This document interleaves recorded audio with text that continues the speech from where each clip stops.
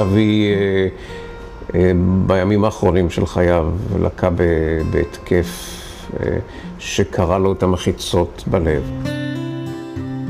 קיבלנו חוות דעת אחת שצריך לנתח, חוות דעת אחת שלא צריך לנתח, שזה בגילו, גיל די מופלג, זה רק תהיה סכנה ולא תהיה אפשרות מבחינתו להחלים. ואתה סומך על רופא במשך שנים, אתה הולך שנים לאותו רופא, ואתה אומר, הוא יכול להיות שהוא טעה, עורך דין לא טועה, שופט לא טועה.